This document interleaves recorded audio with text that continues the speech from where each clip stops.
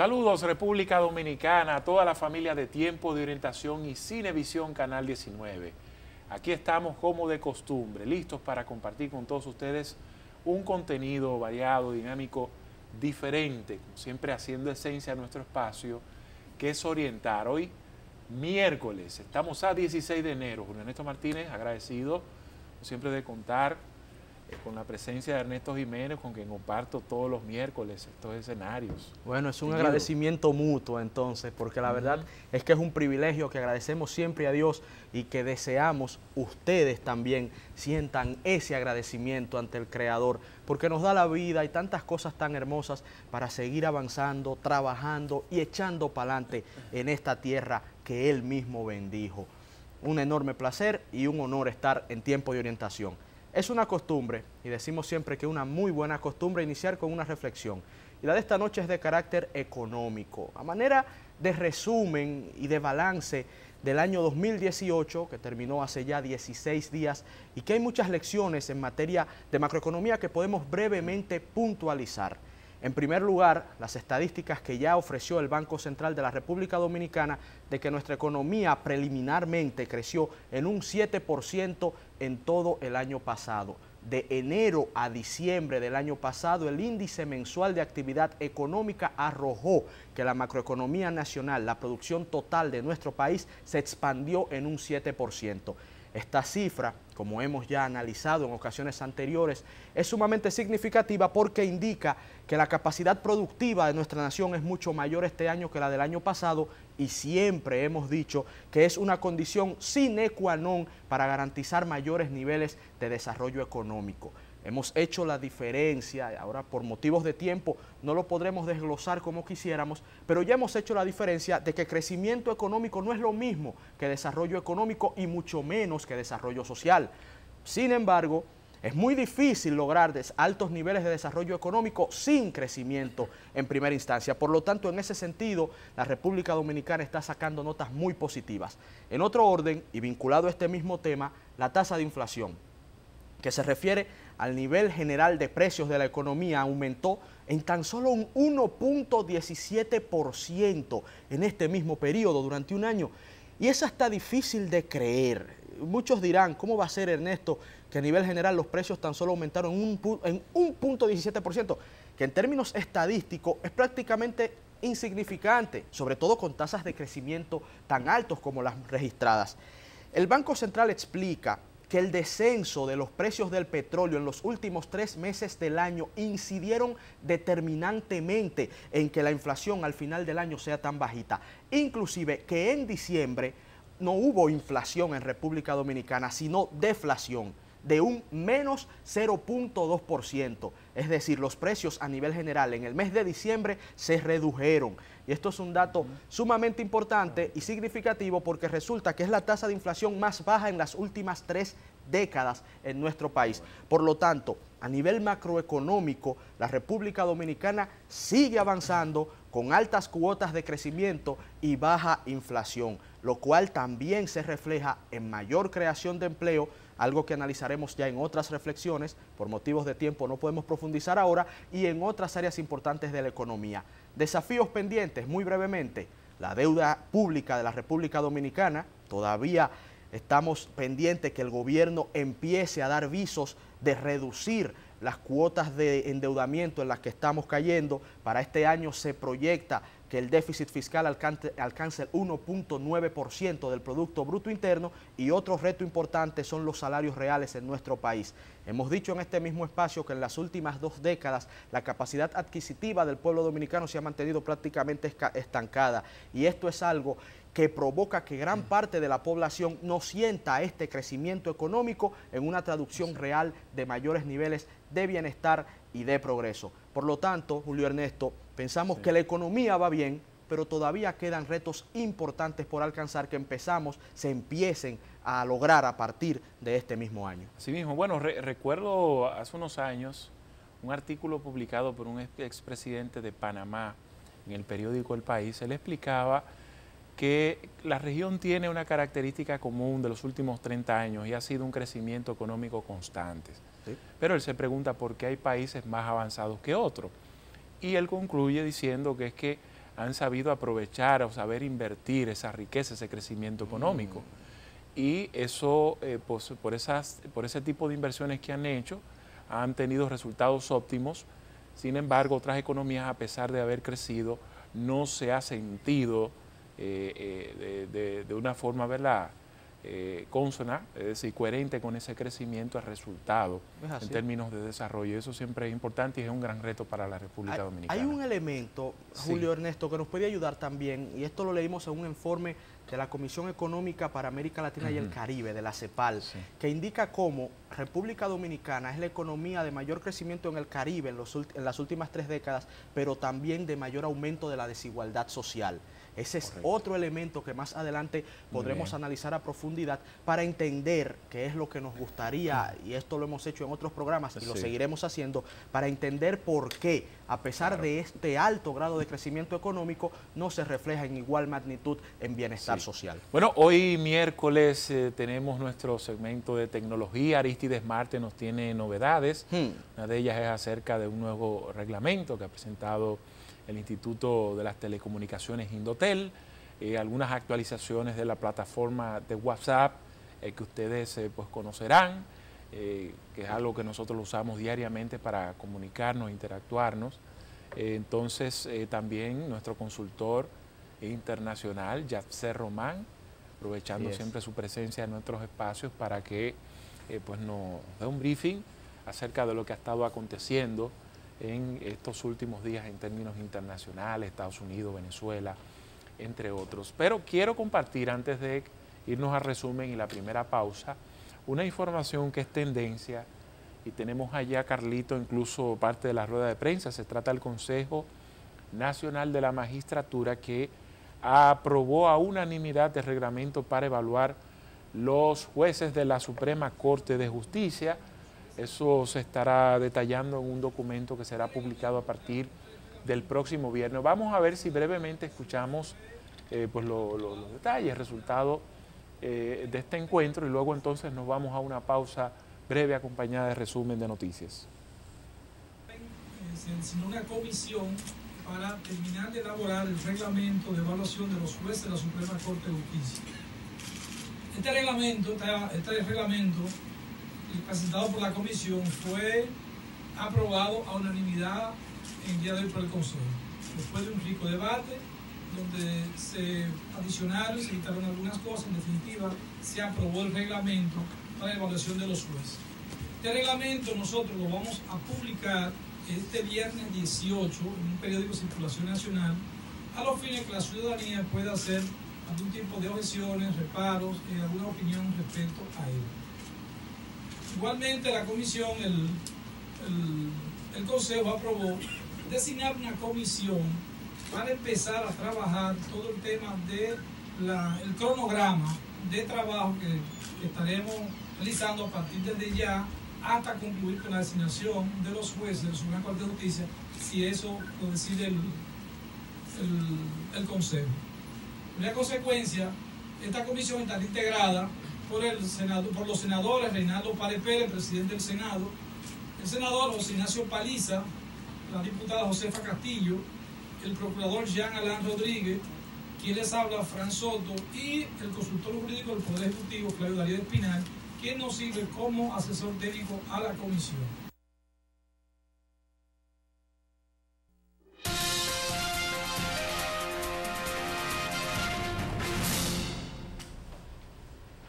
Y tal como habíamos anunciado, ya está con nosotros en la conversación central de la noche de hoy, Yatser Román, experto en política internacional, amigo nuestro y habitúe de este espacio. Muy buenas noches, Yatser. Muy buenas noches, Ernesto, muy buenas noches, Julio, y desde luego dándole las gracias a esa audiencia que nos concede el honor de acompañarnos durante esta discusión en la cual vamos a tratar temas de bastante interés regional e incluso global, pero comenzando con lo regional, el fin de semana vimos el feo espectáculo de lo que fue la detención durante una hora del presidente de la Asamblea Nacional de Venezuela, único órgano reconocido por la mayoría de la comunidad internacional como legal y legítimo, porque el día 10 de enero cumplió su ciclo el sexenio para el cual había sido electo Nicolás Maduro, porque las elecciones del 2013 pueden haber sido muy cuestionadas, pero reconocidas por la mayoría de gobiernos. Entonces, cuando llega el 10 de enero de este año, que asume Nicolás Maduro para otro sexenio, pero tras unas elecciones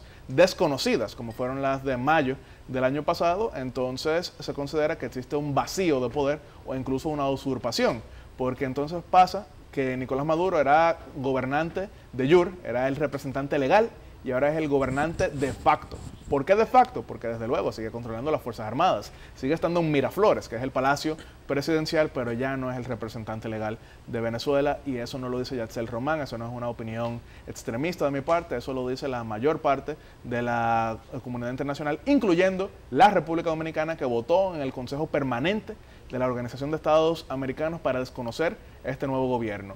Entonces, Juan Guaidó, este domingo, cuando se dirigía a un consejo comunitario, fue detenido por agentes del SEBIN durante una hora, y eso fue bastante confuso porque existen teorías de que supuestamente eso fue una orden de Diosdado Cabello, anterior presidente de la Asamblea Nacional, sin informarle a Nicolás Maduro, y que supuestamente cuando el gobernante de facto se entera de eso manda a que lo liberen. Y entonces hemos visto que hay versiones que chocan desde el gobierno, desde distintos voceros que dan una versión pero otro dice otra y demás. Entonces lo que tenemos claro aquí es que existe una percepción de división, de grieta en el oficialismo venezolano. ¿Por qué digo percepción? Porque desde luego no quiere decir que esa sea la realidad, a veces existen este tipo de planes, pero lo cierto es que el mundo vio este domingo ese feo espectáculo, y que lo que ha seguido ha sido precisamente una mayor debilitación de un régimen que se encuentra completamente quebrado, que se encuentra completamente deslegitimado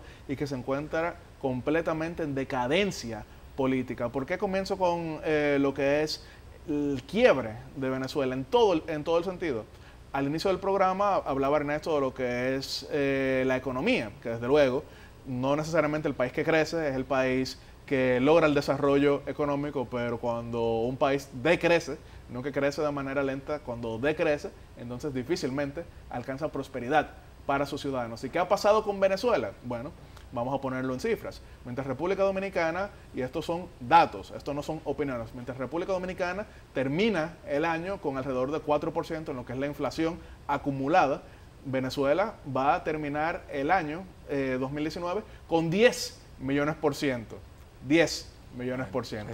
Mientras República Dominicana, por ejemplo, tenemos ahora mismo una tasa de cambio que, si bien es, digamos, un tanto lejana de lo que debería ser realmente, en un 25%, que es 50 por 1, Venezuela ha tenido que restarle ceros a la moneda porque ya el dólar termina valiendo millones de bolívares.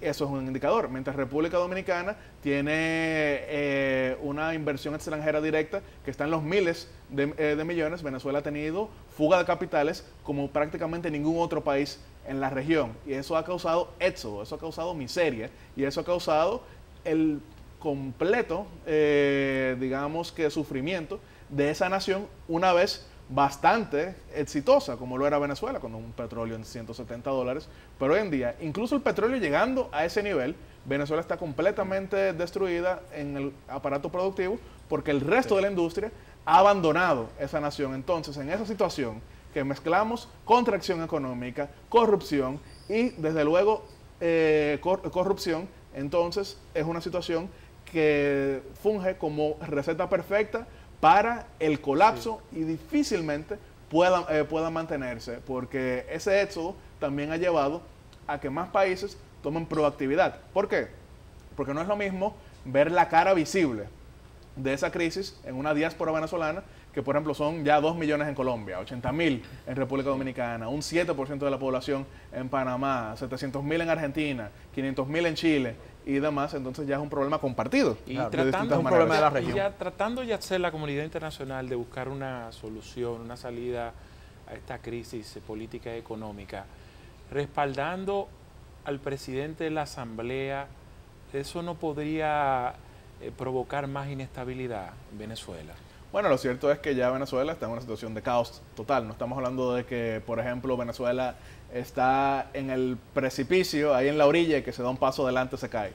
Venezuela lleva cayendo en picada de manera sostenida durante ya varios años. Venezuela lleva esta crisis desde el año 2014 en el nivel económico, al nivel político desde el año 2013 y al nivel social desde el año 1999, incluso algunos dirían más atrás, hacia el 89 y demás. Pero ya en lo que es este infierno que está viviendo Venezuela, difícilmente se le puede atribuir a cualquier acción en el extranjero lo que sucede, porque las crisis son una parte natural de cualquier sistema. Quiero resaltar eso, porque hay algunos que dicen, bueno, Venezuela está de esa manera, pero vamos a ver Argentina, que tiene, por ejemplo, inflación 45%, también tiene contracción económica. Claro, o sea, las crisis son parte del sistema. República Dominicana ha tenido grandes crisis. Nunca hemos tenido hiperinflación.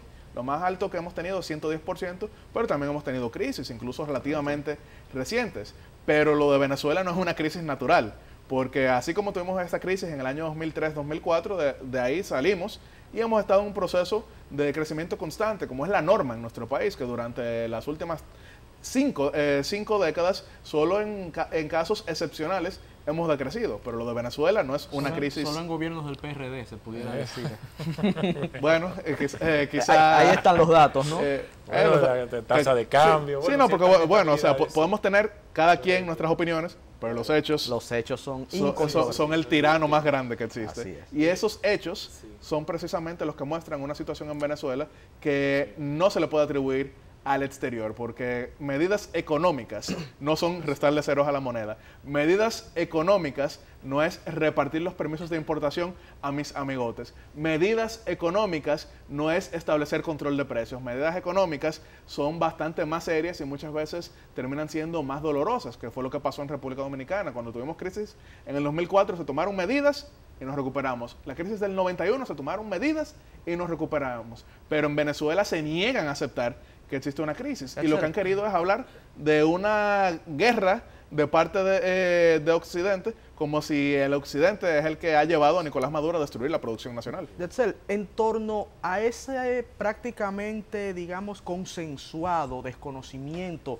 al régimen de Nicolás Maduro a nivel internacional, hay un país que, digamos, que brilló por su ausencia en la firma de la Organización de Estados Americanos, que es México. El presidente Andrés Manuel López Obrador apeló a aquella política de Estrada, la doctrina Estrada, de no intervención y respeto, digamos, al derecho libérrimo de los pueblos de vivir sus propios procesos. ¿Cómo evalúas la decisión de México y cuáles fueron, a tu entender, las verdaderas razones, si es que no es el apego a aquella doctrina?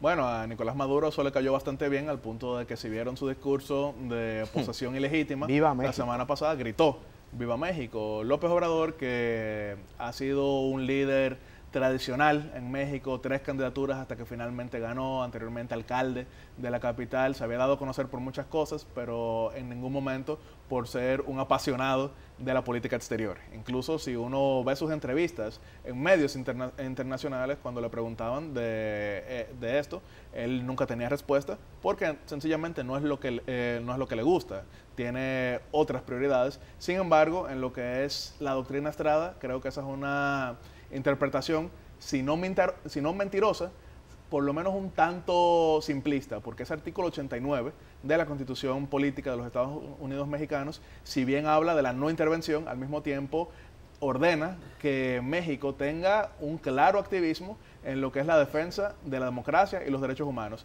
Y precisamente López Obrador ha dicho constantemente que tiene ídolos políticos, que son, por ejemplo, Lázaro Cárdenas, Luis Echevarría y José López Portillo. Que, pequeño paréntesis, Luis Echevarría también era una persona que el profesor Juan Bosch aquí en República Dominicana admiraba en gran medida, al punto de que lo propuso para el Premio Nobel de la Paz en un momento. Pero siguiendo con esos 3 presidentes que fueron los líderes del ala nacionalista, populista, del priismo mexicano, que nacionalismo en México no es lo mismo que en otras naciones. Allá nacionalismo tiene otras connotaciones. Pero esos 3 presidentes, que son los ídolos políticos de Andrés Manuel López Obrador, resulta que el primero, Lázaro Cárdenas, rompió con Franco. Que el segundo, Luis Echevarría, rompió con Pinochet. Que el tercero, José López Portillo, rompió con Somoza. Entonces, estamos claros de que esa doctrina Estrada tiene interpretaciones que van más allá que la simplista que le ha dado Andrés Manuel López Obrador. Eso no quiere decir que él sea partidario de Nicolás Maduro, pero desde luego no es un tema que le llame la atención. Sin embargo, eso al régimen venezolano le ha caído muy bien porque cualquier tipo de apoyo tácito ellos lo celebran como un endoso total. Pero desde luego López Obrador, que algunos consideran pudiera intentar ciertas reformas para permanecer él en el poder, no le gustaría el precedente de que México opinó y que entonces otros opinen sobre lo que pudiera pasar en México. Ahora, yo no estoy diciendo que él necesariamente lo va a intentar, pero ese es el análisis que han dado algunos conocedores más profundos de la política exterior mexicana, entre ellos el ex canciller Jorge Castañeda, durante el gobierno de Vicente Fox y demás. Pero lo cierto es que ahora mismo López Obrador no está fijando posición en ningún tema así muy internacional, pero en un momento sí quiso que los gobiernos de la región fijaran posición sobre la elección del 2006 que él consideró fraudulenta. Brevemente, Yaxel, una nueva caravana de hondureños ha partido hacia la frontera, los Estados Unidos, alegando las mismas condiciones de precariedad, de inseguridad. Esto se da en medio de una lucha, de una puja de Donald Trump, pues presionando nuevos financiamientos para la construcción de un muro, el muro con la frontera mexicana. Por un lado, entonces, los demócratas alegando, entre otras razones, el tema del financiamiento, etcétera. ¿Qué podría pasar ante ese escenario? Bueno, esta reciente caravana que comenzó el día lunes en Honduras y que ha llevado a fuertes medidas desde incluso el Triángulo Norte centroamericano. Guatemala ha cerrado en gran medida su frontera, como también lo está haciendo El Salvador, porque es algo que en momentos que se discuten medidas de Estados Unidos contra otros países, por ejemplo, vimos el tema del DERECAFTA, que incluía a El Salvador, pero también, por ejemplo, Trump ha tuiteado en sus cuentas personales que si se le da tanto dinero a estos países y siguen en esa condición, quizá vale la pena reducir lo que es la ayuda que le otorga a Estados Unidos. Entonces, es algo que le causa fuertes dolores de cabeza a los gobernantes centroamericanos. El gobierno hondureño ha intentado todo lo posible por impedir que se sigan reproduciendo estas caravanas, reconociendo que es una situación económica no idónea en estos países, pero poniendo como ejemplo el hecho de que las anteriores caravanas no tuvieron éxito y que por el contrario, el haberlo hecho de manera tan visible terminó siendo contraproducente para ellos. E incluso se ha determinado cuáles son los canales que están usando algunas figuras hondureñas para ofrecer información engañosa, de modo que personas que, desde luego, no estamos hablando de que estén en la mejor situación, personas que se encuentran en uno de los países más violentos del mundo, en un país que no tiene una economía exitosa, caigan en estos engaños para hacer un trayecto a pie tan difícil, peligroso, inseguro en todo el sentido y sin un, digamos, destino claro, porque Estados Unidos constantemente está haciendo declaraciones en el sentido de que no los van a recibir. Entonces es un problema muy notable, que es algo que ha causado fuertes dolores de cabeza y muestra cómo se prestan a ciertas manipulaciones estas situaciones de drama humano. Porque, por ejemplo, lo mismo sucede con República Dominicana y Haití, que constantemente vemos como algunas personas quieren lucrar con la miseria humana en el otro lado de la frontera, incluso personas que quieren lucrar con la miseria humana en República Dominicana, ofreciendo información falsa, por no ponerlo de otra manera, sobre cuáles son los requisitos para irse a otro país. Y entonces eso es algo que lleva a un reto de las administraciones para lograr que las personas puedan mejorar sus condiciones sociales y al mismo tiempo también saber que esos paraísos terrenales no son tales. Yacel, como siempre agradecido de tus orientaciones. No, muchísimas gracias a ustedes. En este tiempo de orientación. Sí, aquí sufriendo que el escogido no clasificó, pero mientras tanto, que brillen las estrellas. Sí, por cierto. Ha muerto el rey, que viva el rey. Mismo, sí, tenemos que irnos a una breve pausa, correcto. Siempre habrá un octubre. Para entonces luego ya se encuentra en el círculo de espera Aristides Martes, un liceísta que le tenemos mucho cariño a pesar de ser del equipo azul. O sea, es de los que andan cantando Ni tú ni yo. Ni tú ni yo, sí, debe estar... Se quedó la capital, pero se quedó el Cibao sin pelota, se define en el este. Muchísimas gracias, Yaxel. Vamos a una pausa comercial y luego continuamos acá con el segmento de tecnología con Aristides Martes.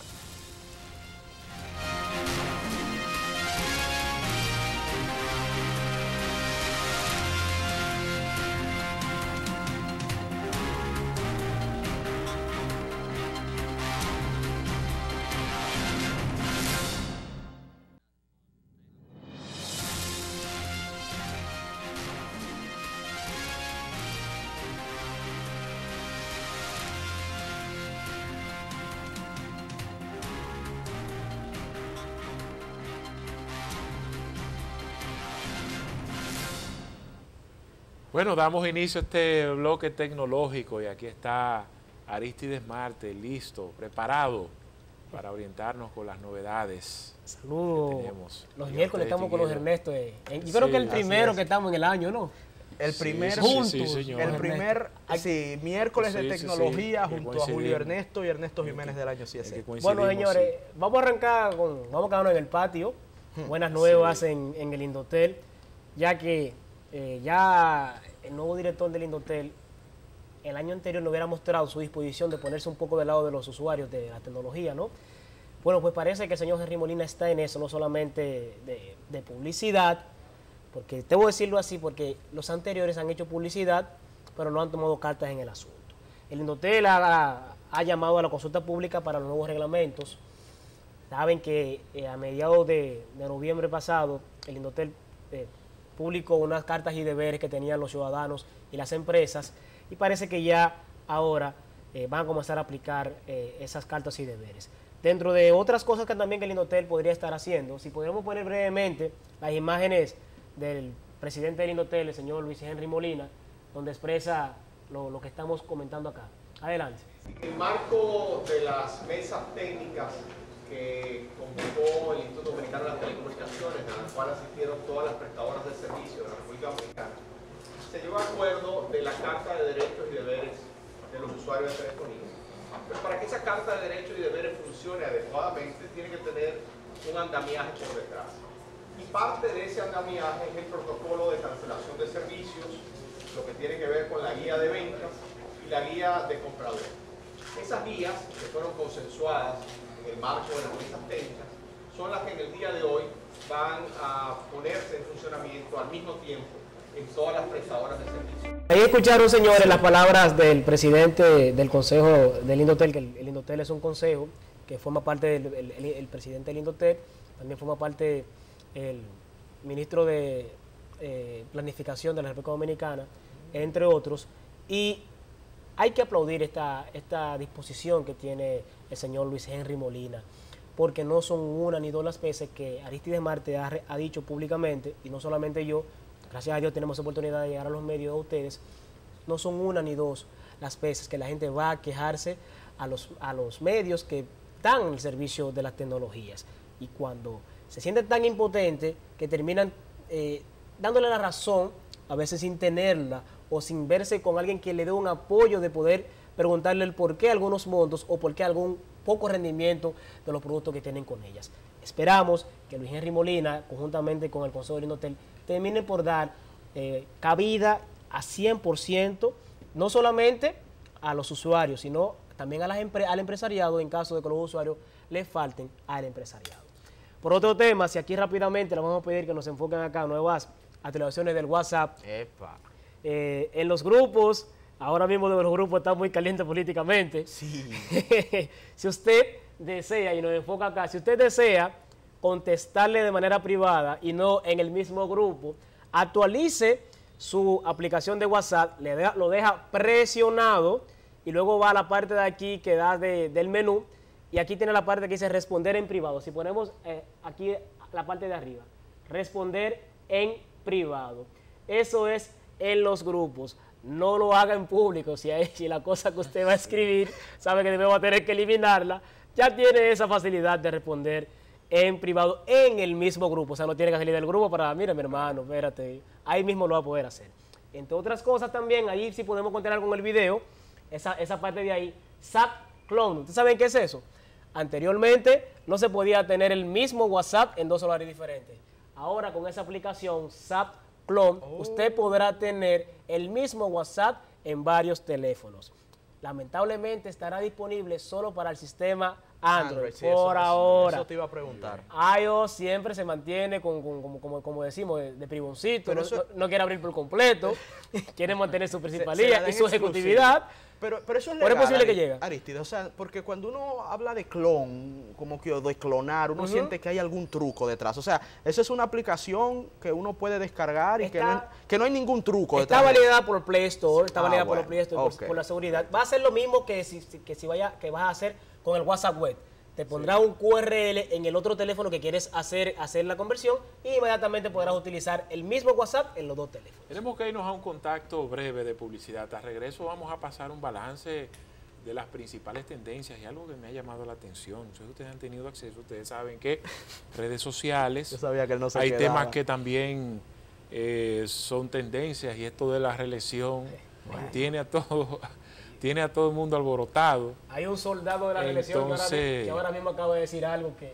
Ahora mismo en las redes. Una figura sí, muy conocida, incluso como parte de esas estructuras. Propulsor de la reelección. Propulsor, ¿no? Y de la reelección 2016-2020, el señor Gedeón Santos. Y también Gedeón es un hombre del de la danilismo. pasada. Es un hombre del danilismo. Siempre ha sido uno de los encargados de la formación del PLD. Es decir, de todo el que tiene que conocer del PLD, sus estatutos, sus reglas, su ideología.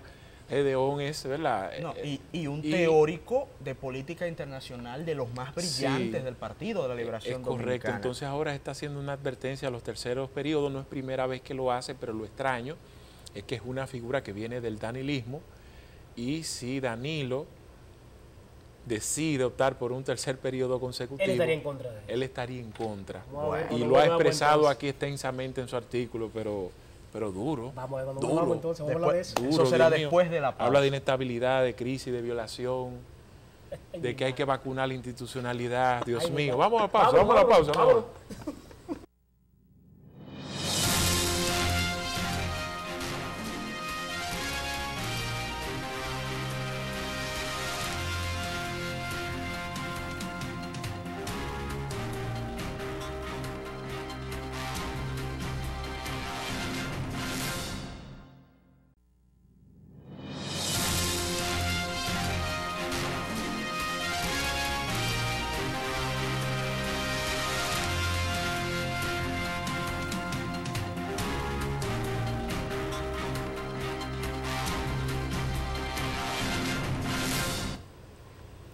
Gedeón Santos, miembro del Comité Central del Partido de la Liberación Dominicana, embajador ante la Organización de Estados Americanos de la República Dominicana con sede en Washington y experto como el que más probablemente dentro del Partido de la Liberación Dominicana en temas internacionales, escribió un artículo publicado en el Listín Diario en el día de hoy que ha causado revuelo. Sería quizá un understatement, como dicen los estadounidenses.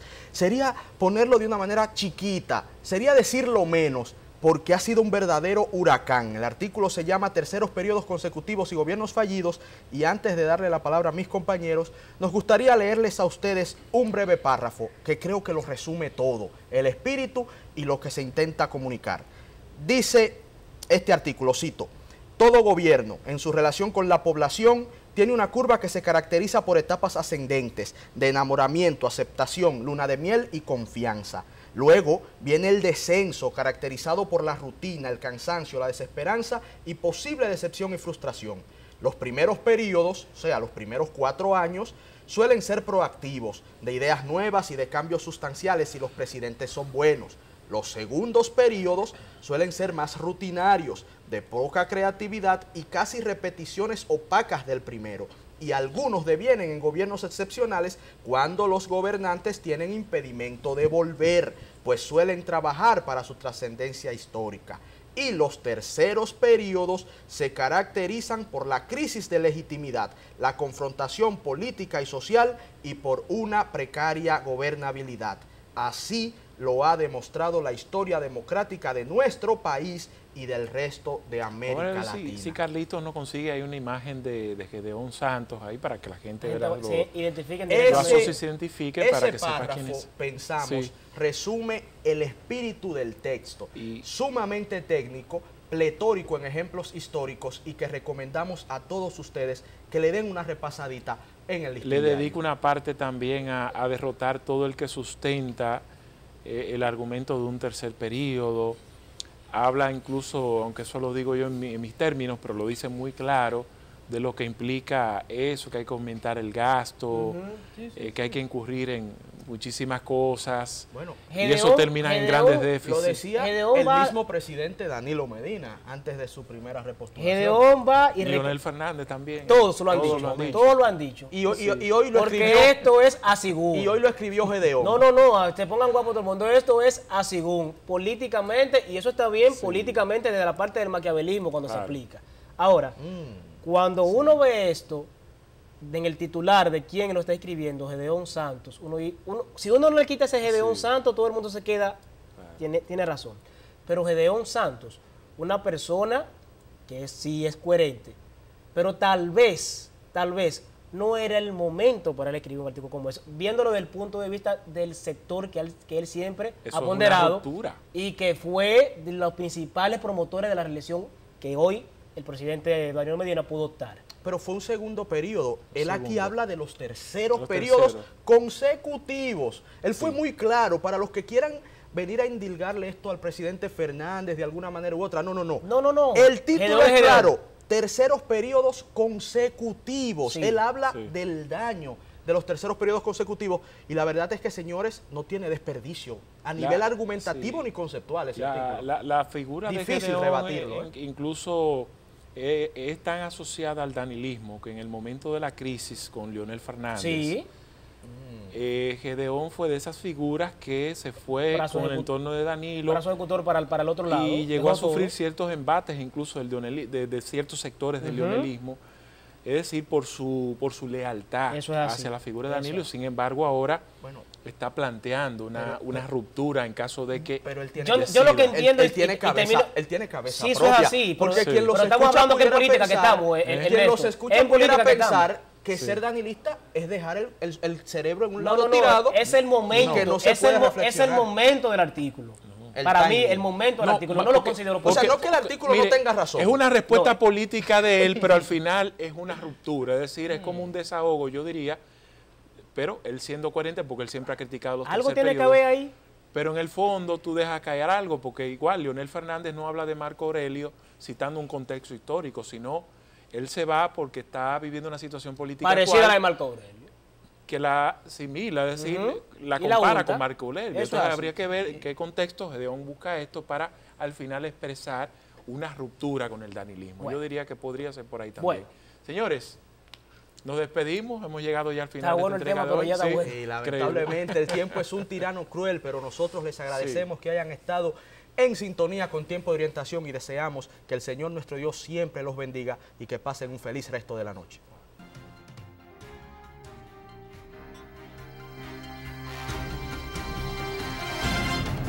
Saludos. En nuestra cápsula de hoy hablaremos sobre tus derechos como consumidor ante los embargos inmobiliarios iniciados por los bancos y empresas financieras. Muchos consumidores y consumidoras acceden a la compra de una vivienda a través de un financiamiento bancario o financiera. Algunas veces estos consumidores pasan por situaciones que obligan a estas empresas a ejecutar la garantía. En ese caso, es recomendable conocer tus derechos. Tienes derecho a ser notificado en tu casa o a persona sobre la intención del prestamista para ejecutar la garantía. Si no te llega ese mandamiento de pago válidamente, pues el proceso es nulo. Tienes derecho a realizar una oferta real de pago y consignación en caso de que el prestamista no quiera recibir el dinero adeudado. Este documento se realiza a través de un alguacil y es preparado por un abogado. Tienes derecho a apoderar a un abogado para que verifique si el prestamista ha cumplido con todo el procedimiento legal ante el tribunal apoderado del caso que realizará la subasta del inmueble dado en garantía. Asimismo, tienes derecho a reclamar ante el Departamento de Protección al Usuario ProUsuario en caso de alguna irregularidad en cuanto al préstamo otorgado. Hasta aquí hemos llegado con nuestra cápsula de protección al consumidor. Hasta la próxima.